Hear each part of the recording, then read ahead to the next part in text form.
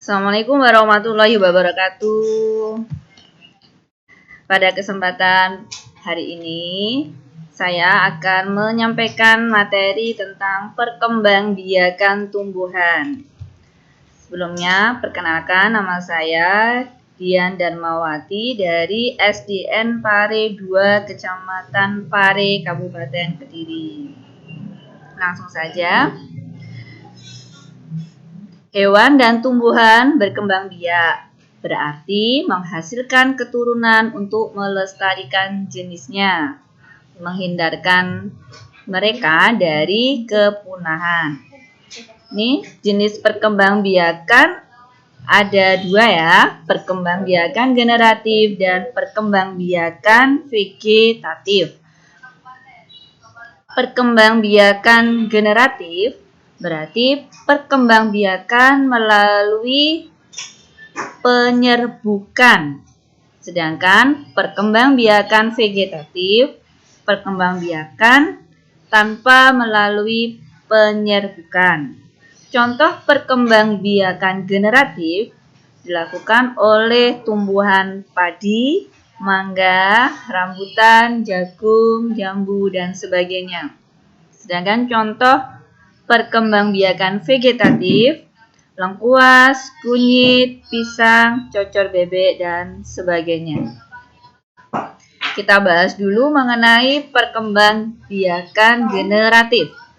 Perkembangbiakan generatif melibatkan induk jantan dan induk betina. Ditandai dengan terjadinya penyerbukan, yaitu bertemunya benang sari dan putik. Benang sari dan putik terdapat pada bunga. Induk jantan adalah benang sari, induk betina adalah putik. Ini adalah gambar bunga. Di dalam bunga terdapat beberapa bagian-bagian bunga, seperti tangkai bunga, mahkota, kelopak, putik, benang sari. Pada benang sari sendiri terdapat kepala sari dan tangkai sari. Sedangkan pada bagian putik terdapat kepala putik, tangkai putik. Jadi dalam atau di bawah putik terdapat bakal buah. Jadi jika serbuk sari jatuh di kepala putik, maka akan menjadi penyerbukan yang kemudian akan menjadi bakal buah. Selanjutnya,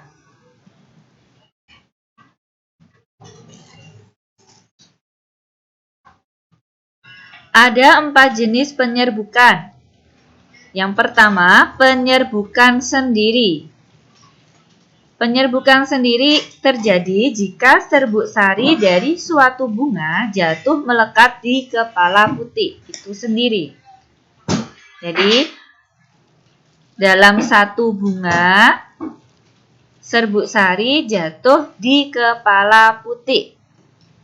Bunganya hanya satu. Yang kedua, penyerbukan tetangga. Terjadi jika serbuk sari dari satu bunga jatuh ke kepala putik bunga lain tetapi masih satu tanaman. Jadi satu tanaman, satu pohon, tapi lain bunga. Dari benang sari bunga A jatuh di putik bunga B, tapi masih dalam satu bunga. Satu tanaman. Yang ketiga, penyerbukan silang. Terjadi jika serbuk sari dari satu bunga jatuh ke kepala putik bunga yang berbeda, tetapi masih satu jenis tanaman. Yang keempat, Penyerbukan bastar. Penyerbukan ini terjadi jika serbuk sari dari satu bunga jatuh di kepala putik bunga yang berbeda varietasnya. Contohnya, mangga gadung dengan mangga mana lagi. Yang lain sembarang, Bu. Proses yang terjadi setelah penyerbukan pada bunga. Proses diawali dengan penyerbukan, yaitu jatuhnya serbuk sari ke kepala putik. Setelah terjadi penyerbukan, maka serbuk sari yang jatuh di kepala putik akan tumbuh bulu serbuknya dan menuju ke ruang bakal biji. Dari bakal biji, serbuk sari masuk ke ruang bakal buah. Di dalam ruang bakal biji inilah terjadi pembuahan. Pembuahan adalah zigot yang akan berkembang menjadi lembaga, kemudian bakal biji. Lembaga dalam biji inilah yang merupakan calon tanaman baru. Biji dalam buah akan tersebar ke lingkungan. Penyebaran biji bisa dibantu oleh manusia, hewan, air, angin, dan gaya gravitasi. Bila menemukan media tanah yang cocok, maka biji akan berkecambah lalu tumbuh menjadi tanaman baru. Ini proses yang terjadi setelah penyerbukan pada bunga.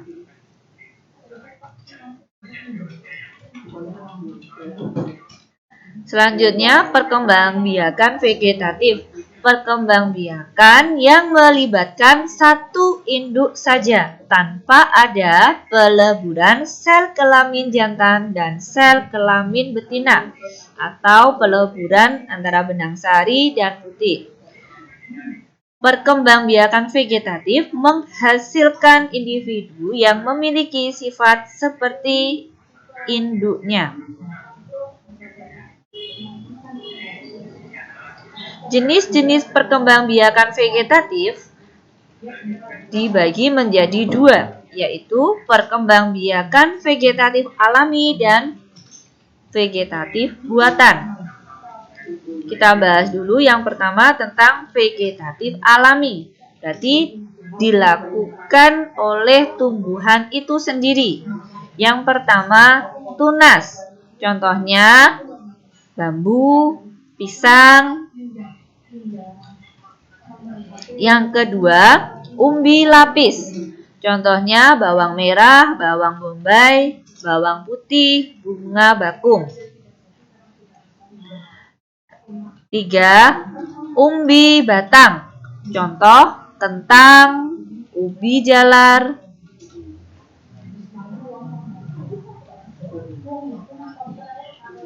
4. Akar tinggal, rimpang atau rizoma. Contohnya kunyit, jahe, kencur, alang-alang, lengkuas, temulawak, dan kunci. 5. Geragi. Contoh stroberi, rumput teki. 6. Spora. Contohnya tumbuhan paku-pakuan.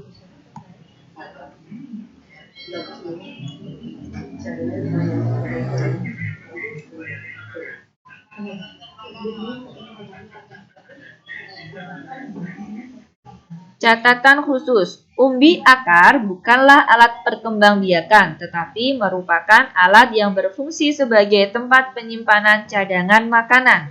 Contoh, wortel, singkong, dan lobak. Yang kedua, perkembangbiakan tumbuhan dengan vegetatif buatan, yaitu perkembangbiakan yang disertai campur tangan manusia. Yang pertama, stek batang. Contoh, singkong, mawar, melati, sirih. Contoh, mangga, rambutan, kedondong, jambu. Okulasi, contoh, mangga, rambutan, durian, jambu. Merunduk, contoh, stroberi, arbei, apel. Mengenten, contoh, mangga, rambutan, durian, jambu. Berikut adalah Gambar cara mencangkok dan